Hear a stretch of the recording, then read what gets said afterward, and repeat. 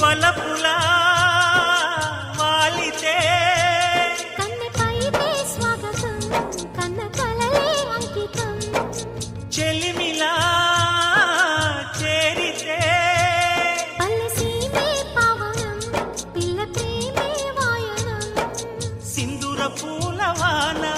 నిన్ను నన్ను తడపని అందాల కోనలోన హాయి నీ గడపని కొత్తగున్న మత్తుగుంది మన జగం అది పడిన పెదవికేంటి అర్థం అడుగుతా